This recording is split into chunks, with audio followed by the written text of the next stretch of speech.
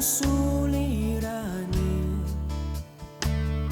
lahat ay aking kakayanin, pagkat ikaw ay kapiling. Subukin man ng panahon, mananatili sa'yo, Panginoon.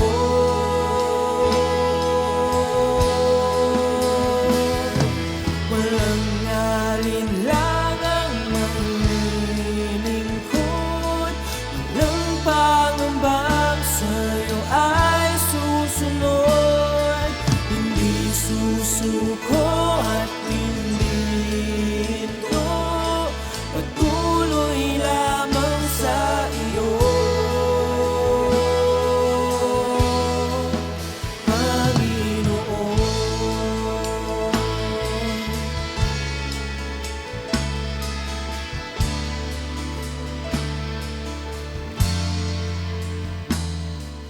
Ikaw ang Amen. So, isang mapagpalang araw po muli sa buhay ng bawat isa. At tayo ay muling mag-aaral ng kanyang salita dito sa palatuntunan ng Tinig ng Pag-asa.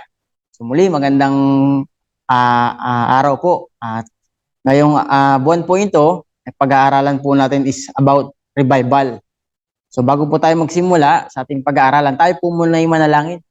Tayo po pumikit at manalangin. Lord, maraming salamat Panginoon sa araw na ito na ibinigay mo sa amin. Tunay nga o Diyos ay namin tinitiwala Panginoon ang aming pag-aaral, ang pagbubulay ng iyong salita. Kami po'y samahan at pangunahan mo at tunay nga ipaunawa mo Panginoon ang nais mong ipaintindi sa amin sa araw na ito. Pinupuri ka namin, dinadakila sa matamis na pangalan ng aming Panginoong Hesus. Amen. So muli, magandang araw. Ito po muli ang inyong lingkod, Pastor Joseph, na kung saan samahan niyo po ako sa maiksing oras upang magbulay ng kanyang salita. At ibinigay nga po ng ating Diyos kay Bishop sa Habakkuk chapter 3 verse 2 na kung saan kailangan na revival. So basahin po natin. Habakkuk chapter 3 verse 2. Ang sabi dito, O Lord, I have heard the report of you. In your work, O Lord, do I fear in the midst of the years? Revive it in the midst of the years, make it known in what remember mercy. So ito nga po yung panalangin ni Habakkuk sa ating Panginoon. Na kung saan, kung babasahin po natin yung Habakkuk, 3 chapter po siya, na kung saan, kung chapter 1 po dyan, si Habakkuk is nagre-reklamo. Kumbaga nakikita niya kasi yung kahirapan, yung kaguluhan, halos hindi niya na makita yung kapangyarihan ng ating Panginoon. So, sinasabi niya, kaya nga sabi pa dyan, O Yahweh, sa verse 1, O Yahweh, hanggang kailan ako hihingi ng tulong sa iyo bago ninyo ako dinggin. So, makikita po natin yung chapter 1 na kung saan wala ng batas, kumbaga hindi na umiiral yung batas. Kaya nga, nung chapter 1, talagang hirap na hirap si Habakkuk. Kaya nga yung panalangin niyang ito, sa chapter 3, inalala niya kumbaga yung ginawa. Kaya nga sabi dito sa chapter 3 verse 2, O Yahweh, narinig ko ang tungkol sa inyong gawa at ako'y lubos na humanga. Ulitin ninyo ngayon sa aming panahon ang mga dakilang bagay na ginawa ninyo noon. Maging mahabagin kayo, higit kapag kayo'y nagagalit. Amen? So nananalangin si Habakkuk na kung saan gawin uli ng Diyos yung ginawa niya noon. Kaya nga po sa ating buhay, ano bang aral yung napupulot natin na i-apply natin sa kapanahunan natin ngayon, 'di ba? Nais ko pong tanungin ka. Yung sarili ko, ikaw nanonood, ano yung gusto mong i-revive ng Diyos sa buhay mo at sa buhay ko? 'Di ba? Diyan po tayo ikot. Kasi ang tema po natin ngayon is revival. Pag sinabing revival, yung tao is i-revive mo. Kumbaga pa, pag sinabing i-revive yung isang tao, pawala na siya, pahina na siya, ibig sabihin papatay na. Kung mapapansin niyo po sa ospital, di ba, yung mga nare-revive, may aparatong ginaganon, sabay sasabihin, clear! Nire-revive yung patay, ay yung malapit ng mamatay. Clear! Hanggang sa pagka yung aparato, hanggang sa nag-flat na, hindi na na-revive. Ibig sabihin, clear na talaga. Patay na. So sa ating buhay, sa ating pananampalataya, mga magulang, mga kapatid, hindi papapatay ang iyong pananampalataya. Di ba? Lalong sa akin, mga kapatid, dito sa Jesus Believed Up Church, o kahit saan ka man, ano man ang iyong church, ano man ang iyong dinadaluhan, mga magulang, mga kapatid, nais ng Diyos na i-revive yung mga bagay na namimiss ng Diyos sa atin nung ginagawa natin nung una tayong nakakilala sa Diyos. Amen? Kaya nga kung tatanungin ko, o tatanungin natin ang ating sarili, kamusta yung paglilingkod mo ngayon sa noon? O, punta tayo sa ngayon muna. Ngayon ba, nabawasan na? Dati, committed ka sa Panginoon, talagang all out, talagang binibigay mo lahat ng oras. Ya? Hanggang ngayon, ginagawa ba rin natin ito o nabawasan na? Diba? So kung nabawasan na, yung paglilingkod mo dati, ngayon is nagkulang na, yan yung dapat i-revive. Amen? Ng Diyos. Diba? Yan dapat sabihin mo sa Panginoon. Diba? Ang taong nire-revive, sa pumupunta? Sa ospital. Sa ospital, o di kaya sa mga marurunong magbigay ng emergency, yung nagsini-CPR, ni-revive, doon pupunta. Tayo naman, tayong mga mananampalataya na nangihina, nakulang na sa pananampalataya, saan tayo pupunta? Para may revive yung ating faith, yung ating pananampalataya, di ba? Yung ating pagtitiwala sa Panginoon. Walang iba tayong pupuntahan kundi sa Diyos. Amen. Na siyang magbibigay sa atin ng totoong revival, di ba? Ang totoo gusto ng Diyos, mai-revive, maisalba yung lahat ng ating ginagawa patungkol sa Panginoon. Kaya nga palagi kong tanong, ito yung una kong tanong. Kamusta yung ministeryo mo ngayon sa noon? 'Di ba? Nung noon masigasig, ngayon ano na kaya ang status ng ating paglilingkod sa ating Panginoon? Amen. Dahil dito po sa mundo, mga magulang, mga kapatid, lumalakad tayo sa punong-puno ng pagsubok. 'Di ba? Kung maaralan natin yung tema natin nung nakaraang buwan, run with endurance, 'di ba? Maraming tao po ngayon, 'di ba? Sa paglilingkod sa Panginoon napapagod. Totoo po 'yun, 'di ba? Sa ating pagtakbo, yung nakaraang buwan, sa ating paglilingkod, maraming challenges, maraming pagsubok. Minsan marami nang nakabitaw. Minsan marami nang umayaw dahil nakita nila yung mga problema at pagsubok kay brother, kay sister, kay bishop, kay pastor, kay reverend, kay apostol, 'di ba? Di ba? Maraming taong napagod, 'di ba? Kaya nga gusto ng Diyos na tong buwan i-revive ka. Amen. 'Di ba? Saktong-sakto, 'di ba? Yung ating tema, nakaraan, run with endurance.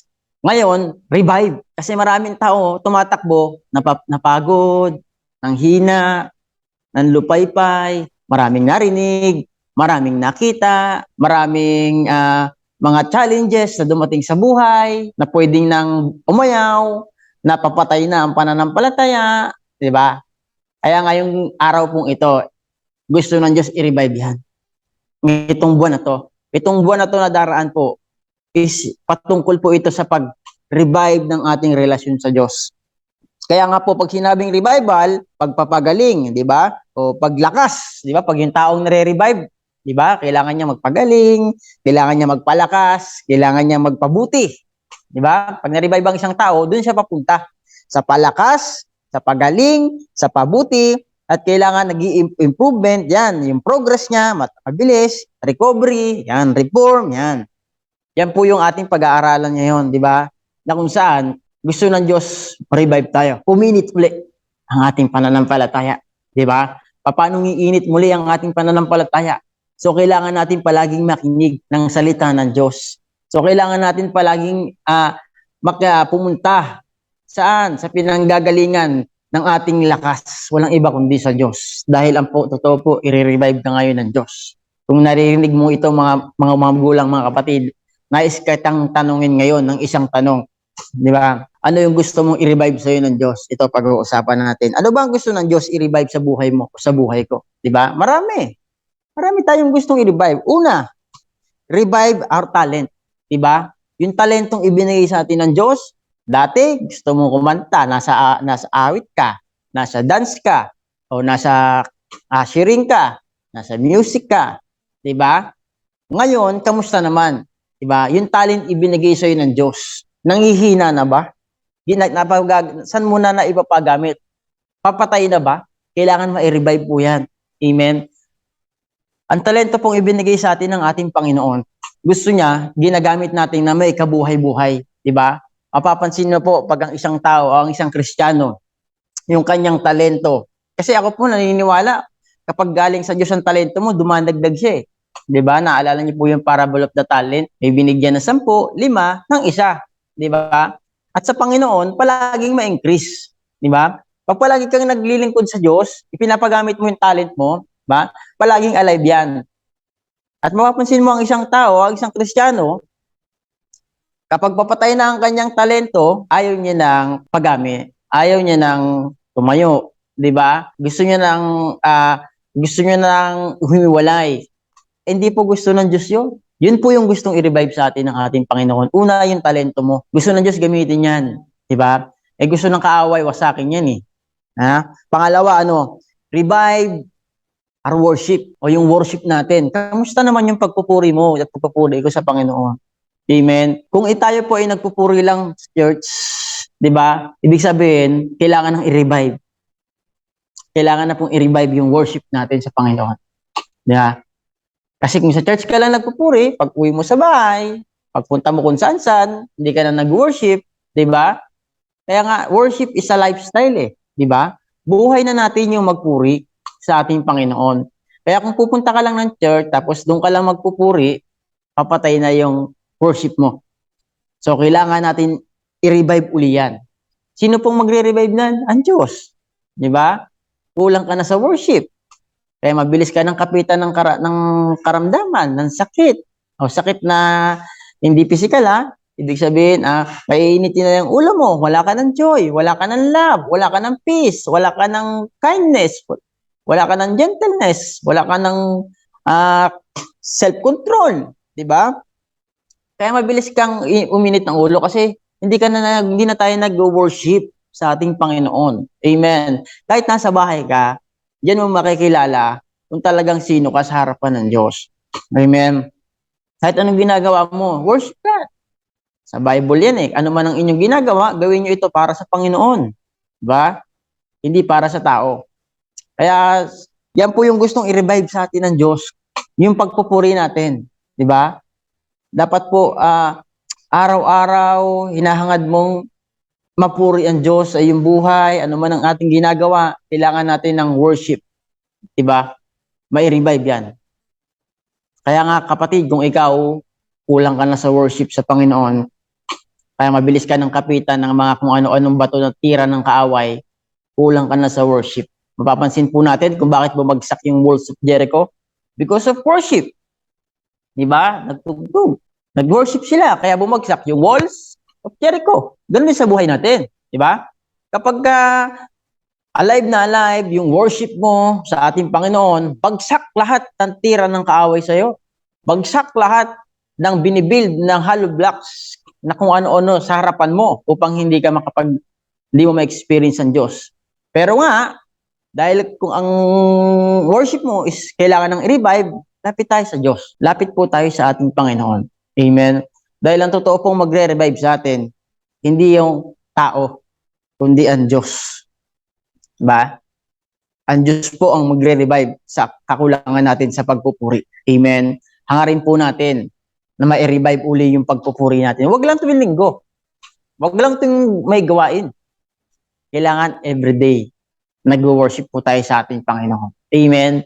Dapat kahit anong ginagawa mo, ako nga kahit anong ginagawa ko tinatawag ko ang Panginoon, Lord, salamat. Minupuri kita dito sa aking ginagawa na ito. Dapat po ganun. Amen. Alalahanin pong lagi natin ang Diyos. Diba? That's the act of worship. Kung ano man yung ginagawa mo, nagpupo ka man, nagkatrabaho ka man, sinasabi mo sa Panginoon na salamat. Worship mo yun. Amen? Kaya nga, hindi lang ang worship is pagkanta, kapatid. Yeah? Dahil pinanggagalingan ng ating worship is galing sa ating puso. At pag lumabas sa puso mo, yun po yung gagawin mo Lahat ng galaw ng lahat ng galaw ng iyong katawan, lahat ng buka ng ating bibig, that is considered worship na kung iaalay mo ito sa Panginoon. Amen. Kaya nga yan yung pangalawa natin, Gusto ng Diyos i-revive yung worship, yung pagpupuri mo sa Panginoon. Baka kulang na. Amen? At hindi po aksidente, mga magulang, mga kapatid, na ngayon is araw, buwan ng pagre-revive. Kasi maraming napagod. Naalala nyo, ulitin ko lang po, naalala nyo yung run with endurance. Di ba? Tumakbo ng may pagtitiis. Lahat po tayo siguro napatakbo. Di ba? Lahat po tayo siguro napagod. Di ba? Pero praise the Lord mga magulang, mga kapatid, nandyan ang Diyos. Na sa lahat ng ating pagod, di ba, mag-worship ka lang sa Panginoon. The joy of the Lord is our strength. Amen. Kaya nga, kailangan mong i-renew. Kailangan natin i-revive yung pagpupuri natin sa Panginoon para magkaroon tayo ng iba yung lakas, para magkaroon tayo ng iba yung pagpupuri, di ba? Para kailangan magkaroon tayo ng hindi tayo madaya ng kaaway. Yeah. Kaya napaka-importante po ito, yung kailangan ma-revive yung ating worship sa Diyos. Huwag lang tuwing linggo, kailangan everyday. Kailangan kahit saan ka napunta, worship the Lord. Amen. At kulang nga, kung kulang na nga ang ating worship, punta tayo sa Diyos. Lapit tayo sa Diyos. Di ba? Sabi ng Diyos, magana ang kanyang pamatok. At sabi ng Panginoon, lumapit tayo. Lubhang nahihirapan at nabibigatan sa ating pasanin. At bibigyan po tayo ng kapahingahan. Amen. Ibig sabihin, magre-rest po tayo. Saan? Sa piling at sa presensya ng ating Diyos. True worship. Amen. Sa pamagitan ng pagpupuri, marerest ka dyan. Amen. Kaya lang, kung kulang na nga, di ba? Kailangan ng i-revive. Di ba? Kasi maraming tao ngayon, talaga pong sa panahon ngayon, busy na sa mundo. Di ba? Even pag-worship sa Panginoon, kulang na. Kaya nga ikaw at ako, hindi exempted dito. Lahat kailangan nating i-revive yung ating sarili. Dahil galing tayo sa pagtakbo. At ang totoo, hindi man talaga tayo matatapos sa pagtakbo habang tayo nabubuhay. Di ba? Hindi pa tayo matatapos sa pananampalataya habang tayo nabubuhay. Di ba? Araw-araw, minuminuto, segundo ang ating pakikipaka, ang pakikipaglaban, ang pagtakbo sa takbuhin ng pananampalataya. Diba? Kailangan lang natin ituon talaga ang ating isipan at ang ating puso sa ating Panginoong Diyos, sa ating Panginoong Jesucristo, na siyang author and finisher ng ating pananampalataya. Kaya mga magulang, mga kapatid, yan po yung pangalawa. Kung kulang na yung worship nyo, ang gusto ng Diyos, i-revive yung pagpupuri natin. I-revive. Kaya nga pagdating sa church, pansinin mo, pag tumataas ka ng kamay, hindi mo na maranasan ng Diyos.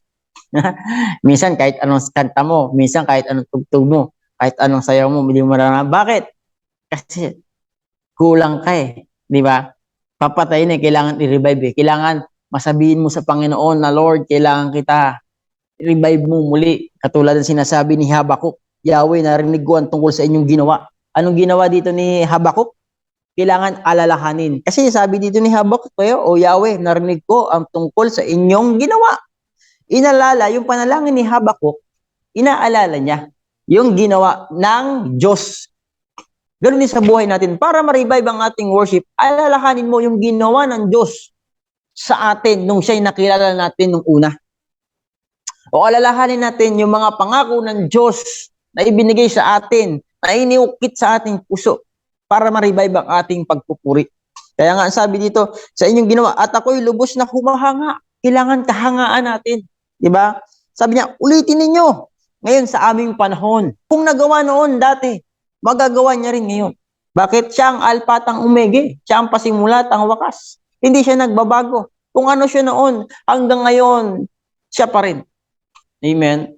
Kung nagagawa niya dating i-experience ang kanyang presensya, hanggang ngayon ma-experience pa rin natin. Ang kailangan ng ma-revive.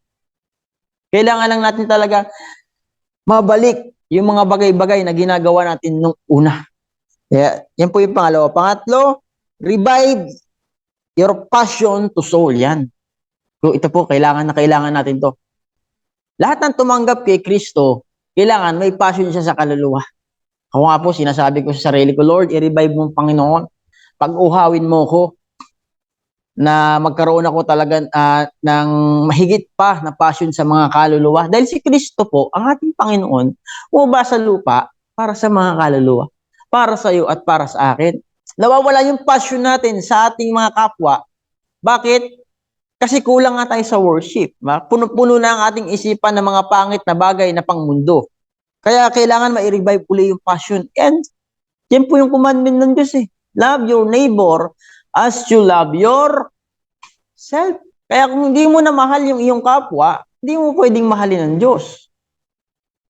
Kaya nga napaka-importante na ma-revive yung passion natin sa kaluluwa. Diba? Na wag natin tignan yung kanilang ginawa, wag natin tignan yung kanilang kakulangan, wag natin tignan yung kanilang mga pangit na ugali, ang tignan natin yung kanyang kaluluwa. Yung espiritong umaalipin sa tao na yon. Amen? Dahil kung totoo tayong may passion sa Diyos, ay sa kaluluwa, maniwala ka sa hindi, kahit ano pang ugali ng tao na yan, kahit ano pang gaspang ng kanyang pag-uugali, yun ng kanyang pananalita, mamamahal mo pa rin siya. Bakit? Yan ang ginawa ng Diyos sa iyo at sa akin. Amen? Na kahit tayo masama, kahit tayo punta talagang imperno, kahit tayo hindi karapat-dapat, diba? Yung passion niya sa atin na maligtas, ginawa niya. Ganun din sa atin. Paano nga magkakaroon tayo ng passion kung papatay na yung passion natin sa mga kaluluwa? Gusto mo na lang yung sarili mo ang inaalagaan mo? No. Once na tinanggap natin ng Diyos bilang Panginoon tagapagligtas, di ba? Once na pinapasok natin si Kristo sa buhay mo at sa puso, yung passion natin sa kaluluwa is gayon na lamang. Kasi tinanggap natin si Kristo. Amen. Yung pangatlo, gusto ng Diyos i-revive yung passion mo. Ba? Ako, kulang ako eh. Lahat tayo kulang. Di ba? Lahat tayo napagod. Di ba? Kaya nga ang gusto ng Diyos, i-revive ngayon. Yung mga bagay na hindi na natin ginagawa ngayon. Na dating ginagawa natin, ngayon hindi na. Bakit? Nailipat na kasi yung ating kaisipan sa mga sa mundo. Nailipat na kasi yung ating puso sa mga bagay sa mundo. Dahil sa mga ating naranasan, sa ating pagtakbo ng nakaraang buwan o sa ating pagtakbo sa pananampalataya, maraming bumato. Maraming salitang ating narinig. Kasi tatamaan ka talaga niyan. At ang kaaway kapatid, magaling siyang bumato. Sinasabi ko sa iyo. Kaya nga meron tayong shield of faith eh. Sa Ephesians 6, di ba? Pero praise the Lord, kahit batuhin ka, nandyan ang proteksyon ng Diyos. Amen. Ano mga ating maranasan, ano man ang ating pagsubok na danasin, di ba? Nang hina ka man, i-revive ka ng Diyos. I-revive tayo ng Diyos. Amen. At gusto natin mga magulang, mga kapatid, sa ating paglilingkod is alive tayo. Ayaw ng Diyos yung patay. Di ba? Gusto niya, tayo nagpupuri, tayo humahayo, tayo ay gumagawa sa Panginoon ng may saya, ng may kagalakan. Hindi nang gumagawa nga tayo sa Panginoon, marami tayong iniisip, ayaw ng Diyos yun. Diba? Kasi ako nga po, sa pananampalataya, ayoko na naglilingkod ako sa Panginoon na marami akong iniisip. Sinisiyasat ko muna yung puso ko kung ito ba'y kung okay pa ba. Diba? Mahirap pong maglingkod. Mawawala po kasi ng kabuluhan. Lahat ng ating ginagawa. Kaya dapat magmula muna sa atin. Kaya nga napakaganda ng tema ngayon, revive. At pag sinabing revive, pupunta ka talaga ng magre-revive sa'yo. Walang iba kundi ang Diyos. Amen. Kaya nga po, yun yung pangatlo natin. Revive your passion o our passion to soul sa mga kaluluwa. Amen. Ang pangapat, ito napaka-importante. Revive our prayer. Gusto ng Diyos na i-revive. Ay, isalba yung ating paunting pananalangin. Di ba?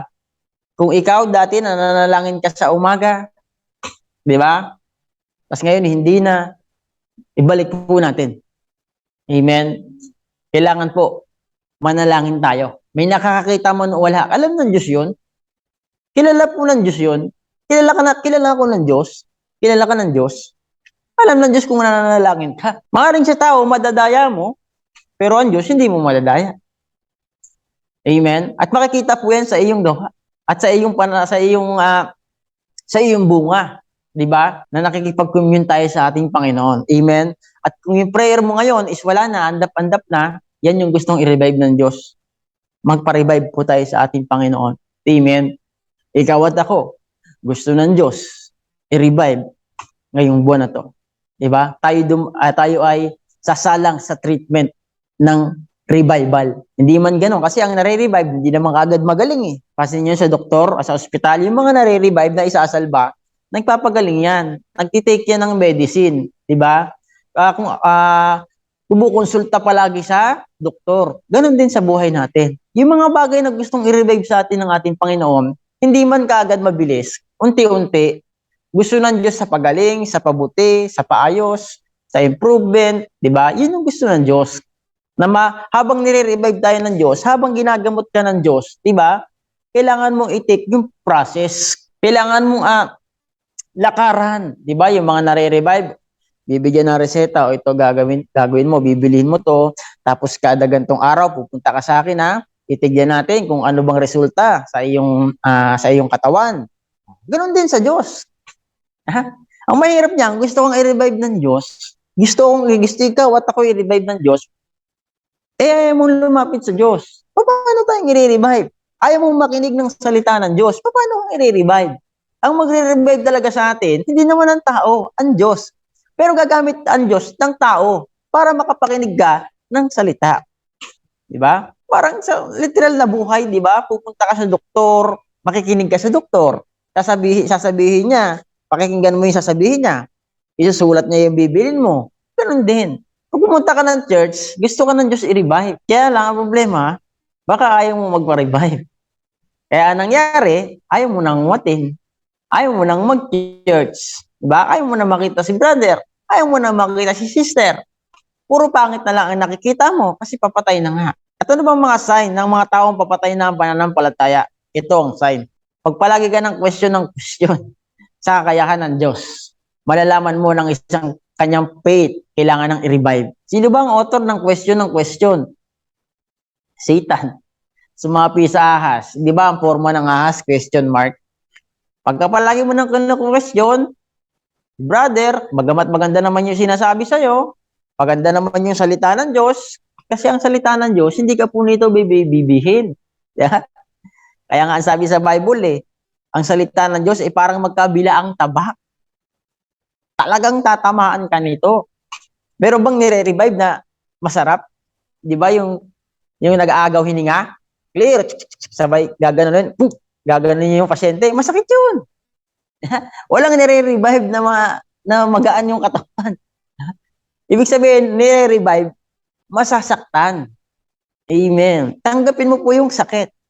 I-accept po natin yung sakit. At dun pa lang sa sakit, pag tinanggap mo na, mare-revive ka. At ang sunod nun, gamot.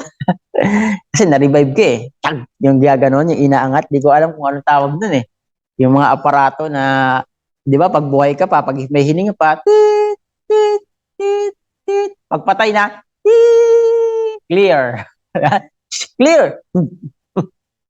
Sabi na doktor, clear. Tit, flat na, wala na. Sa buhay natin ganoon. Masakit pag magre-revive. Kasi nga may sakit Kasi nga may karamdaman Alam mo ba kapatid, na lahat tayo may karamdaman sa hindi na bagamat healthy ka sa spiritual. Mapapansin mo ang iyong pananampalataya. Mapapansin mo ang iyong paglilingkod.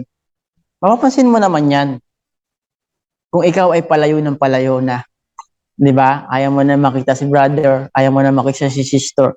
Palagi ka nang may nasasabi, yan ay simula. Napapalayo ka na sa piling ng Panginoon. Palagi mo na lang, pag may naririnig ka, palaging masama sa'yo, pangit sa'yo, parang akala mo ikaw na lang palagi ang pinag-uusapan. Yan na po yung simula na papalayo ka na sa Panginoon. At yan yung gusto ng kaaway, mapalayo ka. Ayaw ng Diyos yun, kapatid.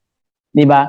Magpa-revive ka, bagamat masakit, kailangan mo i-accept ang truth. At sabi sa Bible, if you know the truth will set us free. Yung truth masakit. Yung pag-revive ng Diyos masakit. Pero pag yan tinanggap mo, pag yan inaccept natin, pag yan sinundan natin yung proseso, diyan panibagong lakas, panibagong paglilingkod, panibagong worship, panibagong prayer, panibagong passion to the soul ang ating mararanasan. Kasi nga, dumaan tayo sa proseso ng revive. Amen. Tanong ko kapatid, gusto mo bang ma-revive? Wala accepted dito. Lahat tayo gusto ng Diyos i-revive. Dahil ang totoo, marami na tayong kakulangan sa ating paglilingkod sa ating Panginoon. Amen. Dahil ang totoo, maraming napagod. Marami talagang nanghina. Kasi ulitin ko, yung month natin ng nakaraan, run with endurance. Kasi kung ano yung salitang ating narinig, ano yung pinangahawakan natin, yun yung susubok sa atin. Again, revival. Kasi galing tayong pagkapagod. galing tayo ng pagkahina, o gusto ng Diyos, i-revive tayo. Amen. Ang pangapat, yan yung prayer natin. Kailangan ma-revive yung prayer. At ang panlima, revive our commitment. Yan. Yung commitment natin, pakunti ng pakunti. Amen. Yeah. Dahil sa nangyayari, ako po, talagang aminado ako sa sarili ko. Gusto ko pang dagdagan yung commitment ko. Diba? At alam po ng Diyos yan, kung ano yung pinapanalangin ko. Alam po ng Diyos ang puso ko. Alam ng Diyos na gusto kong maglingkod sa Kanya. Amen? Alam po ng Diyos lahat ng meron sa aking buhay. Alam po ng Diyos kung ano yung aking kapasidad. Diba? At alam ng Diyos kung ano kakayahan mo. Alam ng Diyos kung ano ang para sa'yo. Alam ng Diyos kung ano ang dapat i-revive sa atin. Diba? Yung commitment natin. Dati, very active ka sa church. Ngayon, dating ngayon committed na. Sabi nga ni Bishop, committed. Yan yung gustong i-revive sa atin ng ating Panginoon. Yung commitment natin, isigitan pa natin. Yan din yung panalangin ko sa buhay. Yan din yung panalangin ko na mangyari sa buhay ko, yung commitment. Amen. Pero dahil nga nasa proseso tayo ngayon ng revival, yan yung aayusin sa atin ng Diyos. Amen. At magpaayos lang po tayo. Dati, kasi ang ministry lang naman natin, dito tayo, di ba? Sa music, ushering, pastor, o teacher, o dance. Diyan lang naman tayo eh. Diyan lang naman umiikot ang ating finance, security. Diyan lang umiikot ang ating buhay pananampalataya. Kahit sa dati ang ministry mo sa music ka. O bakit pagka makakita mo kailangan ka ng i-revive, kung mawawala ka na sa music, ba't ka mawawala sa music? Di ba? Yung mga bagay nagiging dahilan ng ating pagkawala sa simbahan o sa ating pananampalataya o sa ating pagtitiwala sa Diyos. Yun yung dapat mong magpatagumpayan. Then, hindi naman si brother, hindi naman si sister ang ating kaaway. Di ba? Ang ating pinanghihinaan. Right? Gawa po ng dyablo yung mga bagay kung bakit ka nanghihina. Kaya nga gusto ng Diyos gumawa uli ng mga bagay na gusto na dapat tayong palakasin. Amen. Kaya nga gusto ng Diyos i-revive yung commitment natin. Amen. So, pansinin mo yung sarili mo. Pansinin natin yung sarili natin.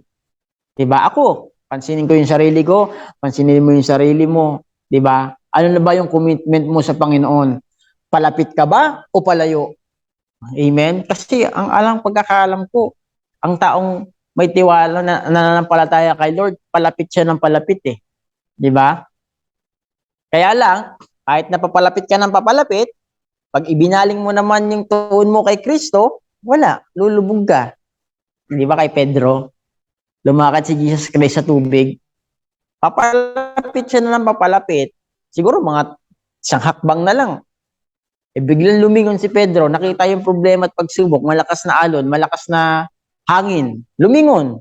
Anong nangyari? Lumubog. Maraming tao, ulitin ko uli, sabi ko na ito nung nakaraang sabi ko nagsimula ng tama, gusto matapos ng mali. Papalapit ka na sa Panginoon, gusto na ng Diyos, mahawakan ka, tapos bigla kang aayaw. Ang layo ng ating tinakbo, gusto mo pang bumalik. Huwag ka nang limingon. Patid, kung ano yung ministry mo, kung ano yung commitment natin sa ating Panginoon, gampanan po natin. Amen. Gusto ng Diyos na i-revive ka. Amen. Praise the Lord. Kaya yan po yung pang-lima natin. Ay, 1, 2, 3. Pang-lima nga, commitment. Revive our reading to the Word of God. Yan. Ito, marami dito. Kaya sabihin, alam ko na Bible eh. Alam ko na yan eh. Lalo na pagka matagal ka na sa pananampalataya. Sabihin, alam na ang Bible. No ang salita ng Diyos palagi itong bago sa umaga. Depende sa pangangailangan natin. Amen. Kaya nga gusto ng Diyos i-revive. Kasi kulang ka na sa pagbabasa ng salita ng Diyos. Maging ako, i-revive ko din. Lahat tayo. Diba? I-revive po natin yung mga bagay na kulang na. Yung mga bagay na papatay na o pawala na, pahina na. Gusto ng Diyos i-revive yun. Yung ating pagbabasa, gusto niyo ng Diyos i-revive. Kasi sa pamamagitan ng pagbabasa, doon lang naman po tayo nakakausap ng Diyos. Amen. Kaya nga po sa buhay mo at sa buhay ko, napaka-importante na ma-revive yung ating pagbabasa ng salita ng Diyos. 'Di ba? Kahit yung mga law kahit yung mga abogado, 'di ba? Law yan Republic of Act. Hindi revisa po nila 'yan, 'di ba? Inaaral po nila 'yan kahit graduate na sila. Lalo pag may paglalaban sila, 'di ba? May mga hearing sila. Nire-revisa nila, binabalikan nila yung mga law, yung mga batas. Ganoon din tayo. Bilang anak at lingkod ng Diyos, kailangan lagi tayo nagbabasa nito ng Book of Law. Kasi pag binasahan ka din ng batas ng kaaway, alam mong kontrahen yung kanyang sinasabi sa iyo na hindi totoo. Bakit? Kasi nga palagi kang nagbabasa ng Book of Law, ng Bible, ng batas na law. Kaya si Jesus Christ, 'di ba, binasahan ni Satan Matthew 4:4. 'Di ba? Binasahan ng batas Hindi niya alam si Lord Jesus Christ ang Diyos. Binasa anong binasa ni Jesus Christ? Book of Law din. Kaya ganun sa buhay natin. Kung kulang na tayo sa pagbabasa, gusto na Diyos i-revive yan. I-revive po natin yung lahat ng mga bagay na kulang na sa atin. Amen. So ito po ang sunod natin, i-revive. Gusto na Diyos i-revive yung ating finances. Gusto mo, ang tanong ko ito, gusto ka ba ng Diyos paghirapin? Hindi. Hindi tayo gusto ng Diyos paghirapin. Yung maling kaisipan kasi ng ating mga Kristiyano, di ba? Minsan, hindi, magtiis lang tayo sa Panginoon. No. Si Kristo na nagtiis ng lahat ng iyon Gusto ng Diyos, pagyamanin tayo. Pasaganahin tayo. Hindi tayo pag-isipin ng mga bagay-bagay na kung ano-ano. Gusto ng Diyos, pasaganahin tayo, paunlarin tayo. Kaya nga ako, sa akin po, bilang isang mananampalataya at naglilingkod sa Panginoon, ang mindset ko, hindi gusto ng Diyos paghirapin ako. Dahil pag hindi gusto ng Diyos na maging down ang aking buhay. Amen. Alam po ng Diyos yan kung ano yung kakayahan na meron tayo na gusto niyang ibigay. Amen. Baklasin po natin yung mindset na magtiis. Diba? Totoo magtitiis. Pero ang totoo, kinuha na lahat ni Kristo po yun. Kaya nga by grace na Ayaw ng Diyos, basta nasa tama ka Hindi naman porkit by grace na, aabusuhin na po natin yung biyaya ng Diyos. Alam niyo po ba mga magulang, mga kapatid, sa ating paglilingkod, ang gusto ng Diyos pasaganahin tayo. May kanta nga kay Jesus wala nang hahanapin pa, buhay mo ay paganda ng paganda. Rumaragasa sa iyo ang pagpapala, kaharian ng Diyos ay nasa atin na. Pag ang kaharian ng Diyos ay nasa atin na, buhay mo ay paganda ng paganda. Amen. Magtaka ka, yung buhay mo, naglilingkod ka sa Panginoon, tagal mo ng pastor, naghihirap ka pa din. May mali sa paglilingkod mo. May mali sa paglilingkod natin. At yun po ang ayokong mangyari sa buhay ko. Meron naman tayo, opo, nandiyan yung ating mga nakapaligid sa atin, pero meron kang sariling revelasyon sa Diyos. Na tama, kailangan tama rin ang puso mo. Amen. Kaya nga sabi dito, gusto ng Diyos i-revive yung ating financial na aspeto. Diba? Ayaw ng Diyos na tayo yung nangis niya. Gusto ng Diyos tayo yung nagbibigay. Yun nga yung panalangin ko sa buhay ko. Lord, huwag mong hayaan na ako na lang palagi. Gusto ko rin makapag-bless. Amen. So, mga magulang, mga kapatid, yan yung gusto ng Diyos, yung finances. I-revive niya. At yan pa, revive our health. Yung ating physical na katawan. Gusto ng Diyos i-revive. Diba? Pagkababad ka sa Panginoon, gusto ng Diyos healthy ka. Dahil mahirap maglingkod sa Panginoon, hahayo ka, na inuubo ka. Mahirap humayo, may passion ka nga sa soul, pero yung katawan mo naman, nanghihina. Diba? Magtuturo ka ng blessing, pero hindi makita yung blessing ng Diyos sa buhay mo, sa physical mo. Kasi pag bless ka sa loob, outside, bless ka din. Amen? Hindi pwedeng bless ka sa loob, pero physical, yung panlabas mo Ganun po yun. Napaka-importante po na pag pinagpala yung loob, maging labas pagpapalain din. Amen. Kaya gusto ng Diyos na i-revive ang ating health. Amen. Kaya nga, sabihan sa mundo, health is wealth. Yaman daw ang ating, kaya nga ingatan din po natin. Gusto na itong ng Diyos i-revive. Kaya nga, hindi lahat ng masarap is magbebenepisyo. Yung sobra, pangit. Di ba? Masama na po yun. Sa ating katawan. Kaya nga, yun po yung gustong i-revive din ng Diyos. Revive, ito, yung mind. Gusto ng Diyos i-revive yung ating maling kaisipan. Diba? Maling kaisipan na ini-inject ng kaaway sa ating isipan yung mga pangit na kung saan palagi mo nakikita si brother. Pansinin mo, si sister, laging nag-i-inject yan ng kaaway. Gusto ng Diyos baguhin yung ating kaisipan. Gusto niyang bigyan tayo ng medisina through the Word of God. Na kung saan, maibaling natin yung ating isipan. Kaya nga sabi sa, set your mind on the things above. Sabi sa Bible, Colossians 3. Gusto ng Diyos i-set, i-revive yan. Kasi ang setting kasi ng isipan natin, pabagsak na pangmundo na pag pangmundo, syempre, heaven and earth will pass away. Pakupas yan, palipas yan, pawala yan. May hangganan yan. Pag panlangit ang ating iniisipan, walang hangganan yan. Yun yung gustong ibalik ng Diyos. Yun yung gustong ilagay sa ating isipan ng ating Panginoon. May revive uli ang ating isipan. Na kahit pangit nakikita mo, sinasabi mo, ay praise the Lord, babaguhin niyang kapatid ko na yan. Babaguhin niyang sister ko na yan. Babaguhin niyang leader ko na yan. Diba? Dapat ganun. Amen. Hindi pagka pangit na nakita mo, pangit pa rin isipin mo, wala. Manghihina ka. At tendency, aalis ka. Aayaw ka ng may hinanakit sa puso. Amen. So yung last po, revive our faith. Gusto ng Diyos i-revive ang ating pananampalataya. Amen. Kaya nga, check ko yung faith mo. Ba? Yung pananampalataya mo. Amen. Kung dati, lagi kang nasa church, gusto mo palaging sa gawain ng Panginoon, sa panahon ngayon, ano na yung gusto mo? Amen. Yan. Ayaw mo nang umaten, may problema na. May kailangan ng i-revive sa'yo. At sabihin ko nga po sa'yo, kapatid, masakit ang proseso ng pag-revive kasi nasaktan ka Di ba? Pag nasaktan ka, may gagamutin dyan, masakit lalo yan. Pero ba namang nag-detect na sinabi mo kanina na masaya? Hindi masakit. At pag dinaanan natin yung proseso na yan, sigurado yan, panibagong kalakasan ang ibibigay sa atin ng ating Panginoon. Amen? Kaya nga yun po yung ating napag-aralan. Revive, at ito po yung may last pa pala. Revive our first love to God. Yan. Kailangan ma-revive uli yung unang pag-ibig natin sa Panginoon. Ang sabi po sa pahayag 2 verse 4 to 5, sabi niya, subalit may isang bagay na ayaw ko sa iyo. Ang pag-ibig mo nung una kang sumampalataya ay nanlalamig na. Ayun.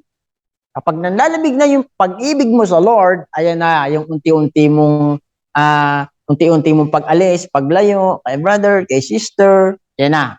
Kasi nanlalamig na. Gustong i-revive po ng Diyos ngayon yan. Amen.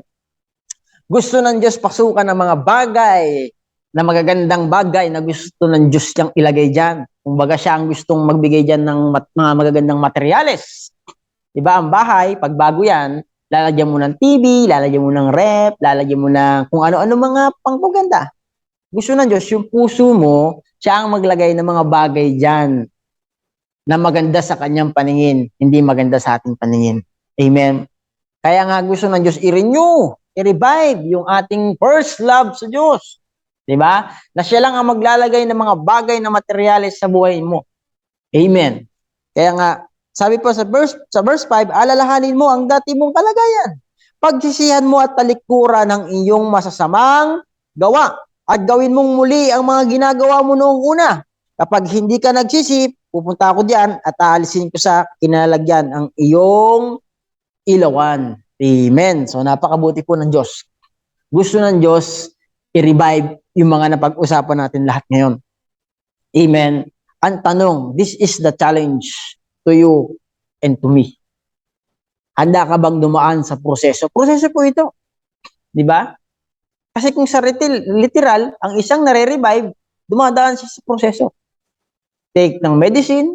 Anong iti-take nating medicine? Take the Word of God. Hear the Word of God. Makinig tayo ng Word of God. Di ba? Obey our leader. Di ba? That's the challenge. Kaya mga magulang, mga kapatid, gusto mo bang i-accept? Sana po i-accept mo, kapatid. Kaya sabi dito, gusto ng Diyos isalba tayo sa lahat ng pandadaya ng kaaway. Gusto ng Diyos isalba tayo. Di ba? Magpasalba ka. Kasi nasa iyo pa rin ang susi. Nasa iyo pa rin ang kapasyahan kung gusto mong maisalba. Di ba? Nasa iyo pa rin. Maraming tao gusto mong isalba. Di ba? Ngayari, yung mahal natin sa buhay. O nasa bahay ka. Nahirapan. Sino magdadala sa'yo sa ospital? Siyempre, yung mga pamilya mo. Kaya, hindi ka na, kung hindi ka mahal nila, hindi ka nila dadalhin sa ospital. Alam mo ba, kapatid, na pag ikaw, palayo ka ng palayo, di ba? At yung mga pamilya mong iniiwan mo, hinahanap ka, nasan si brother, nasan si sister, gusto kang dalhin sa emergency room. Para ma-revive uli. Diba? Parang sa pamilya nga, pag nagkasakit, dadalhin sa ospital. Sino magdadala? Yung kamag-anak, yung mga mahal sa buhay, yung tatay, yung nanay, yung kapatid. Ganun din tayo. Bilang isang mananampalataya sa Jesus Believed Up Church o kung kanino ka kung saan ka mang church, di ba? Walang ibang magdadala sa iyo sa emergency room, sa operating room o sa ospital kundi yung mahal, yung nagmamahal sa iyo. Amen. Kaya huwag kang magtaka kung bakit meron sa iyo nagpapaalala, "Oh brother, sister, tara na, atin tayo, punta tayo ng church, makinig tayo ng salita ng Diyos, mag-pray tayo, mag-worship tayo." Ibig sabihin, mahal ka niyan. Amen. Diba? Kasi papalayo ka na sa ating Panginoon. Yun yung gustong ibalik ng Diyos. Amen. Gusto ng kaaway na i-delay ka sa inihanda ng Diyos sa buhay mo at sa buhay ko. Pero yung kaaway, gusto niya tayong i-delay. Diba? Pansin mo pag isang businessman na ospital, siya lang nagpapatakbo, maraming naapektuhan. Maraming nadidelay, yung kita, yung mga tao, walang trabaho, kumbaga papasahurin niya, kahit walang ginagawa, kasi wala yung nag-ooperate, wala yung pinaka-boss. Ganon din sa buhay mo. Gusto ng diablo, i-delay lahat ng mga bagay na inihanda na gusto ng Diyos na maranasan natin. Amen. Gusto niyang i-delay. Amen. Kaya nga po, huwag kang magpa-delay. Diba? Gusto ng kaaway na huminto ka. Ayan, gusto ng kaaway na mamatay ng ating pananampalataya. Gusto ng kaaway na lituhin tayo. Diba? Ano sabi niyan sa Bible? Sa John 10:10. Diba? Ang diablo ay pumarito para to steal, to kill, and destroy. Diba? Ang taong papatay na, tuwan-tuwa, ang taong papatay na ang pananampalataya, tuwan-tuwa ang diablo dyan Iyan ang gusto niya Kaya nga siya nandito Ang kaaway naparito para patayin ka. Yung pananampalataya mo. 'Di ba? Para i-destroy, para agawin yung joy mo sa paglilingkod sa Panginoon. Yun yung gustong ibalik. Kaya nga sabi sa John 10:10b, ngunit pumarito, 'di ba, si Jesus Christ para bigyan tayo ng buhay na kasiyasiya. Yun naman pala 'di ba? At ang kaaway, hindi po siya aalis sa paligid mo. 'Di ba? Kaya lang, hindi kanya magagalaw kapag meron kang Kristo sa puso. Expect mo na, nandyan lang siya sa paligid. Diba? Umahanap siya ng timing para madali ka. Para mapatay ang iyong pananampalataya. Pero praise the Lord, kailangan mo si brother. Kailangan mo si sister. Kailangan mo si bishop. Kailangan mo si pastor. Kailangan mo si rev. Kailangan mo ang prophet. Kailangan mo lahat ng mga nakapaligid sa'yo patungkol sa pananampalataya. Dahil siyang magdadala sa atin sa operating room, sa ospital, sa ating Panginoon. Amen. Kaya nga po, mga magulang, mga kapatid, ang sabi pa sa James 4 verse 8, draw near to God and He will draw near to you.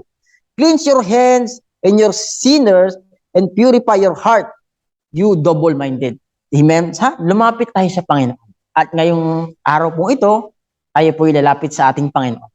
Diba? Balikan lang po natin yung ating nais i-revive. Una, gusto ng Diyos i-revive yung ating talento. Diba? Yung pangalawa, yung worship natin. Gustong i-revive ng Diyos yan. Yung passion natin sa kaluluwa. Gustong i-revive ng Diyos yan. Yung pananalangin natin. Yung commitment natin. Diba? Yung pagbabasa natin ng salita ng Diyos. Yung finances natin. Gusto ng Diyos i-revive yan. Yung kalusugan natin, yung health natin, di ba? Yung mind natin at yung pananampalataya natin at higit sa lahat, yung pag-ibig natin sa Diyos. Gusto niyang i-revive. Papatay na kasi. Amen? Kaya ngayong araw na ito, kapatid, mananalangin po tayo. At mga magulang, mga kapatid, sana handa mong tanggapin yung proseso. Bagamat masakit. Pero sabi sa Bible, if you know the truth will set us free. Amen? At kapag meron kang bagong kalakasan, di ba, masarap ng humayo. Masarap ng maghayag ng kadakilaan at kabutihan ng Diyos. Amen? tayo po'y pumikit at tayo po'y mananalangin. Lord, maraming salamat, Panginoon, sa iyong salita at sa buwan na ito, Panginoon, na tema naming revival. Lord, gawin mo, Panginoon, sa aming buhay ito, O God. Lord, handa kami, Panginoon, na dumaan sa proseso ng paggagamot. Handa kaming dumaan sa proseso ng pagpapagaling, O God, ng pagpapalakas, Panginoon. Handa kaming dumaan, Panginoon, sa lahat ng mga bagay na yan, Lord God. Lord, salamat. Dalangin po sa aking mga kapatid, Panginoon, na nangihina. Lord, i-revive mo, Panginoon, ang kanilang pananampalataya sa iyo, O God. At tunay nga, O Diyos, huwag mong hayaan na sila'y malayo sa piling mo. Huwag mong hayaan, Panginoon, na mamatay na ang kanilang pananampalataya, na mamatay na ang kanilang pagtitiwala sa iyo, Lord. Lord, sino man ang mga taong nangangailangan ng revival, in the name of Jesus, sa pakikipisan ng Santong Espiritu, Lord, touch mo po sila, Panginoon. In the name, kilala mo po sila, Panginoon. Hallelujah. Lord, salamat, Panginoon. Sa kanilang buhay, Panginoon, ay may gagawin ka. Lord, kilala mo po siya, ang aking mga kapatid, na tunay nga na nawawala na ang commitment, na nawawala na ang pananampalataya, na umaalis na sa paglilingkod. Lord, in the name of Jesus. At kung meron man, Panginoon, mga nanghihina, Panginoon, palakasin mo pong muli sila, Panginoon. I-revive mo sila, Panginoon, in the name of Jesus. So God, Lord, hallelujah. Wala pong imposible sa iyo. Ikaw ang Diyos na makapangyarihan. Ikaw ang Diyos na tumawag at pumili sa amin upang maglingkod sa iyo, upang mamunga, manatili ang bunga, Panginoon. Salamat ng marami. Dalangin ko, Panginoon, ang first love namin ay ma-revive, Panginoon, sa iyo. Salamat, Lord God. Sa iyo ko po tinitiwala ang buhay ng bawat isa ng mga nakinig ng itong salita mo, Panginoon. Salamat, Lord. Pinupuri ka namin, pinapasalamatan ka namin, dinadakila ka namin sa matamis na pangalan ng aming Panginoong Hesus. Amen and amen. So muli, mapagpalang araw po sa buhay ng bawat isa. Nawa po kayo ay napagpala sa ating napag-aralan ngayon. Pagpalain po kayo ng ating Panginoon at kayo po ay tayo po ay lumakad sa kalooban ng Diyos sa ating buhay. Muli, magandang araw. God bless us all. Amen.